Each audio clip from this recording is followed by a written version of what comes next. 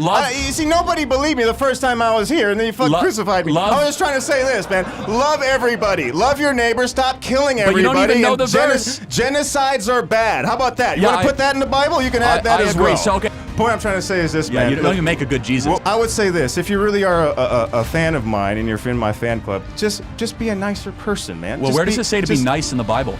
It's pretty much all over there. Well, I'm sorry, Arab babies? Yeah, you mean the where Jewish are they babies? At now? No, I'm talking about the Arab ones now. Well, hold on. You're talking about how many of them civilians died? that have... How many of them died and are dying right you now? Mean civilians while you're sitting that have there with your microphone on? They brought it upon themselves, man. I don't think so, and that's not something I support. Is this man? You don't even make a good Jesus. Whatever. What language did Jesus speak? Aramaic. Okay, tell me one thing in Aramaic. But you have to understand, man, I have to come here to speak to you now. You don't speak Aramaic, otherwise you and me would be speaking Aramaic. Oh, okay, I have to speak this kind of dumbed down stuff for you. The enemy has come to lie, steal, cheat, and destroy. What did Jesus say? I said love your neighbor. Wrong. And how is that working out, by the way? The enemy has come to lie, I'm pretty sure I said love your neighbor, hold on a second. You're not even a good Jesus. It's one of the most. It's one of the most popular verses in the Bible. John 10:10. The enemy has come to lie, steal, cheat, and destroy. Who wrote that thing, anyways? I have come to give life and life more abundantly. Okay, so you don't even know the scriptures and you're pretending to be Jesus. But tell me why you're here. I am Jesus, and I didn't write the scriptures. I lived them. And the main thing I want to tell you is this: I said love your neighbor and love everybody. That's something that you guys really need to figure out. And I know I got some of my fan club here. Hold on a second. Hold on.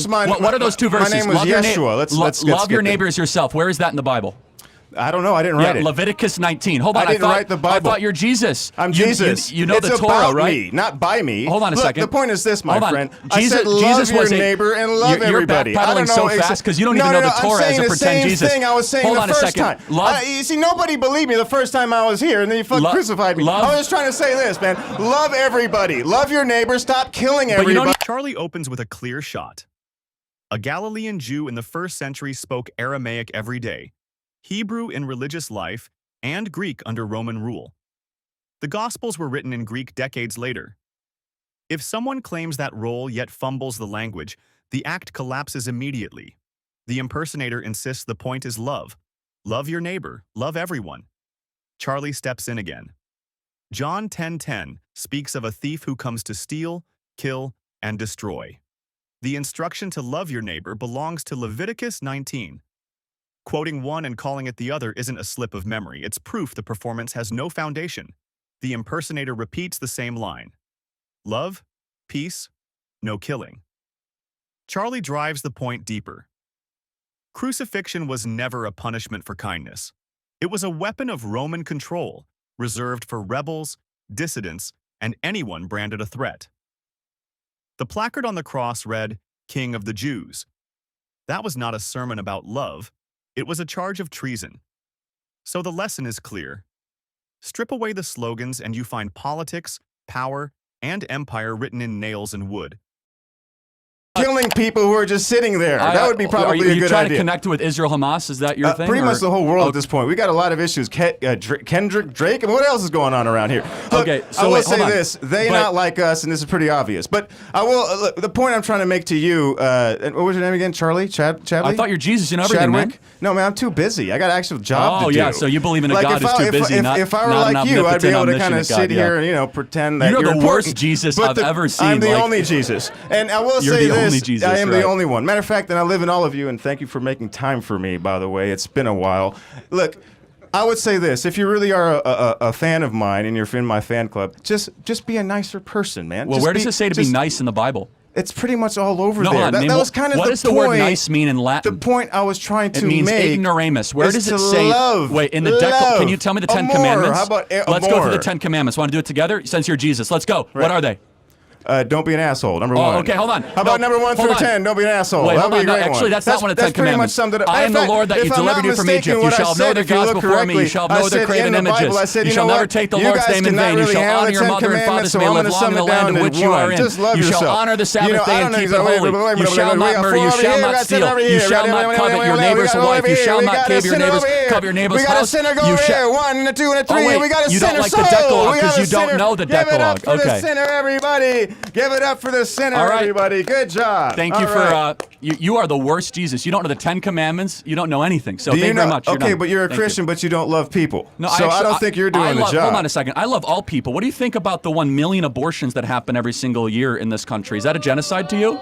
No, what's a genocide is what's going on in Palestine right now. Hold on. Charlie challenges the impersonator directly. The 10 Commandments are introduced as the most recognized biblical laws, displayed in courthouses and repeated in political speeches. Yet the impersonator cannot recite them. The words come out broken, uncertain, and incomplete. This weakness stands in sharp relief against the claim of moral authority. The conversation turns to abortion. The impersonator calls the nearly 1 million procedures performed each year in the United States genocide. Charlie raises another fact: the civilian deaths in Gaza. International organizations, including the United Nations, report tens of thousands of Palestinians killed since the most recent military assault began. Families have been displaced in the hundreds of thousands. Entire neighborhoods have been reduced to rubble. Hospitals and schools no longer function. Blockade conditions restrict water, food, and medicine. These records are not hidden. They are documented in public reports and press coverage. Charlie does not stop at statistics. He reminds the audience that the Bible itself contains passages that sanction violence. Exodus 21 sets out regulations for owning slaves. Deuteronomy and Joshua include instructions for conquest, the destruction of cities, and the killing of populations. 1 Timothy 2 instructs women to remain silent. These texts were not written on the margins of the tradition. They were studied, preached, and enforced for centuries.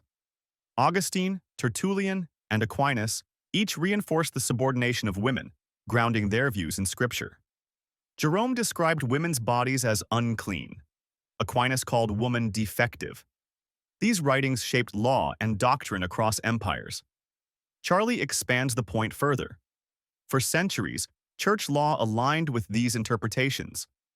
Women could be denied leadership, education, and independence on the authority of Scripture. Marriage was treated as a contract of ownership, where the husband held legal power over the wife's body and labor. Enslavement, too, was not condemned in early Christian teaching but regulated as part of social order. European colonizers carried these justifications overseas, citing chapter and verse to defend systems of forced labor and conquest.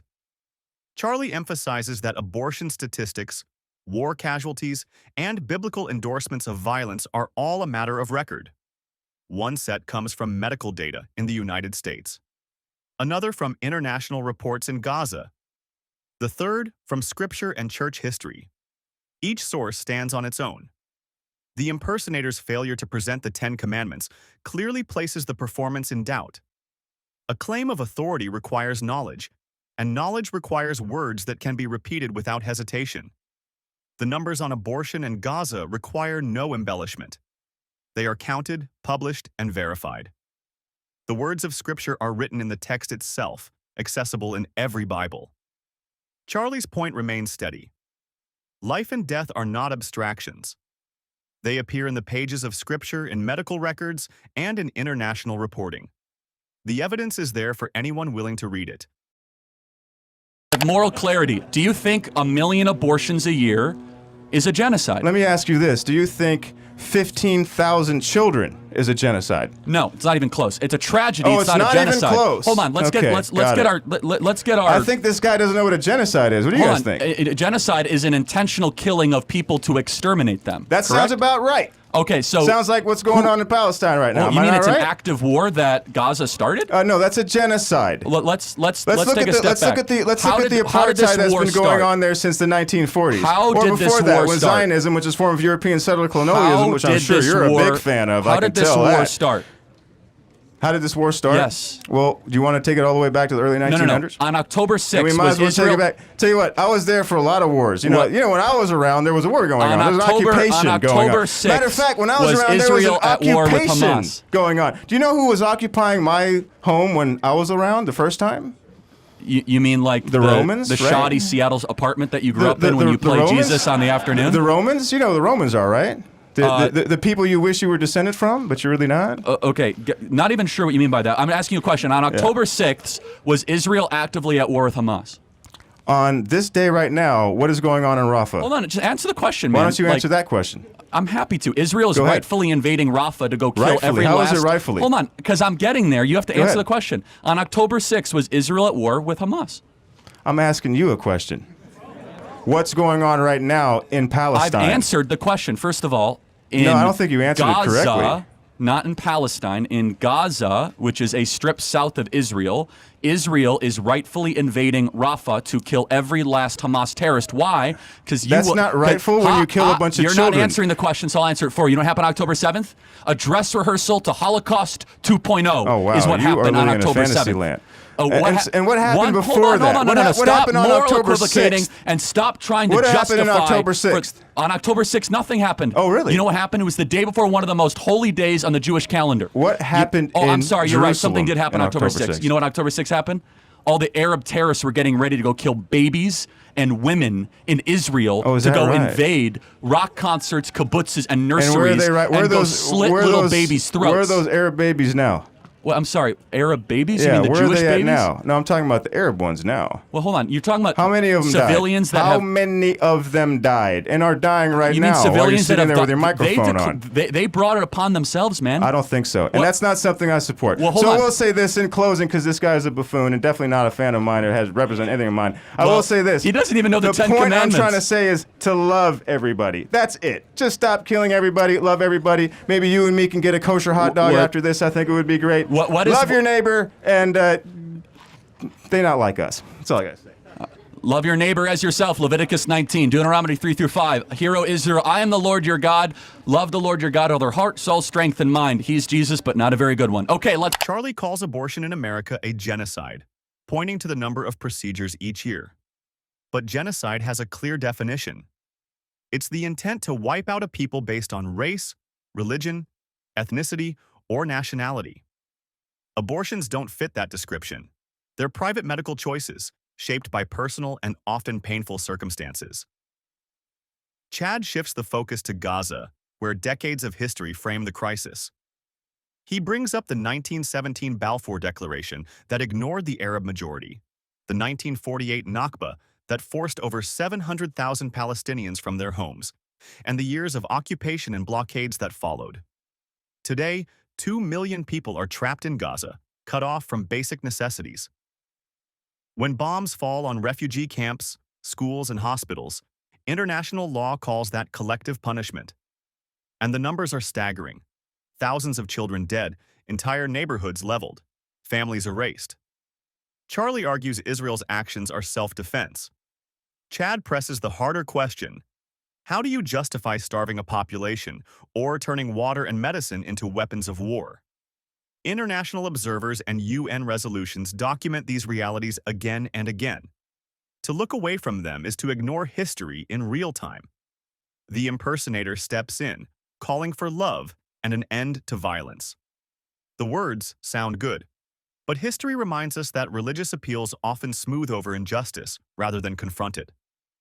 From crusades to colonialism, sacred language has carried violence along with faith. In the end, the discussion leaves a clear tension. Charlie uses the word genocide where it doesn't apply, while Chad shows evidence of policies that match the very definition. And the impersonator, with broad calls to love, never answers the hardest question. What does loving your neighbor mean for the people of Gaza living under bombs and blockade? How do you look at this? Do you think religion is the foundation of moral values, or can ethics and compassion stand on their own? Drop your thoughts in the comments. And if this sparked new ideas, don't forget to like, subscribe, and share to keep the discussion alive. But however, it was annexed under Obama. Yes, and it was a mistake, and it should be given back to Russia as a sign of good gesture to end this conflict. Okay, and I don't understand it. Because actually, why is Ukraine the bad guy? Israel versus Hamas, good guy versus bad guy. Russia versus Ukraine. Who's the good guy and who's the bad guy? Both are bad, one is worse. Which way round? Russia is worse than Ukraine. Okay, so why haven't we pursued that? What do you mean? Well, it seems to me that in the whole of the current US proposition, that Ukraine is being the bad guy. In what way? We funded Ukraine upwards to $200 billion. Absolutely. But we just signed a mineral deal with Ukraine, not Russia. Yeah, but you are expecting Ukraine to give up 20% of its territory to someone who invaded it. Well, is Crimea part of Russia or Ukraine? Ukraine. That's where we don't agree.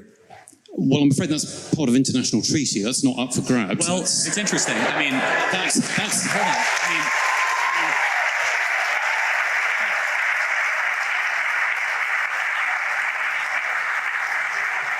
Even Zelensky has said he's willing to give up Ukraine. No. America signed the agreement that gave Ukraine Crimea. Right. When the Soviet Union ended. Right. It was done. First of all, it never should have been done. It was largely ceremonial. But however, it was annexed under Obama. Yes, and it was a mistake. And it should be given back to Russia as a sign of good gesture to end this conflict. Okay. But who's currently controlling Crimea? Where was the Russian Navy headquartered in World War II? Where was the end of World War II? This is very important. I'm not doubting that. I'm just saying that if we're being logical on what has happened, that you are now arguing against that flow. And I don't understand it. Because actually, why is Ukraine the bad guy? No, I said they're bad. They're not the bad guy. Yeah, well, you said they were both bad, but one was more bad. Correct, yes. So why is Ukraine bad? Well, there's a lot wrong with Ukraine. First of all, they're not a democracy. Zelensky refuses to hold an election. Well, no, he can't hold an election. Oh, wait, did Churchill hold an election during the war? Because under his constitution... Hold on, Lincoln held an election during the war. That's not true. He can call an election. He can call a snap election. He's full dictator of the country. No. Because he knows that the people of Ukraine would kick him out immediately because he's deeply unpopular. In fact, if he wanted to show a statement to the world, he would call an election and win by 80% and say, see, I'm super popular. So that's number one. I have a problem with that. I have a problem with a person being propped up as a government we're sending $200 billion to that refuses even to face his voters. Okay, I can't agree with you factually on that at all. Okay. I mean, constitutionally, Ukraine is not able to hold an election because it's under military law at the moment, and that's just a matter of fact. Again, he can, as a prime minister or president, he can do whatever he wants. He can't. Okay. We're going to just go back and sign an executive order and change their constitution. Okay. Neither can the American president either. So hopefully there's a bit of he could even do a ceremonial election to see where he actually stands with the people. I think we call those opinion polls. Yes, and they're very negative. Firmly ahead in the opinion. Again, but you would agree that a person that holds on to power without the election of the sovereign is pretty questionable. No, not in those circumstances.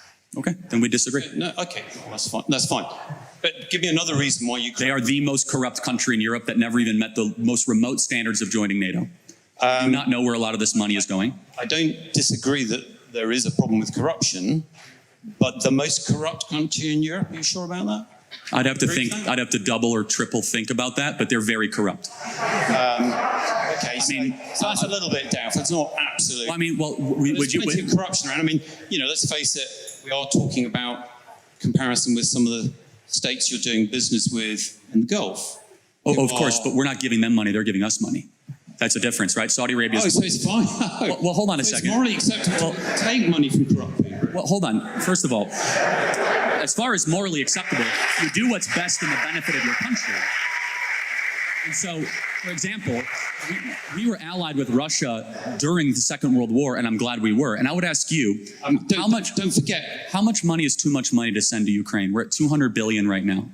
I don't think you have to send any more money to Ukraine. We agree. I think you have to agree to support them as a free country and perhaps sell them weapons, like you're very happy to sell weapons to less free countries. And I think Europe will pick up the slack, as we ought to. And I don't disagree with some of the comments about Europe not looking after its own security.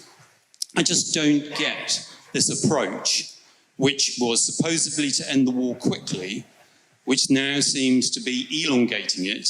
And in doing so, throwing up a smokescreen of very variable facts, if they are facts at all, about how things occurred, which actually isn't helping things. And if people can't see that Putin is stalling, I'm just... I agree with you. I think he might be stalling. And therefore, and I think even your president has acknowledged the fact that he thinks he might be stalling. That's correct. So we don't have a disagreement there. No, we don't. No, we just have a disagreement about the efficacy of tactics. And we don't know. And I'm willing to say we could be wrong. No. Oh, well, Of course you could be wrong in life. Yeah. I mean, we could all be wrong. But actually bringing that war to an end consistently actually isn't going very well. And I would just suggest to you that whatever tactics have been used are perhaps not the best. And they are certainly inconsistent with what's going on in the Middle East and how America has been treating parties in the Middle East.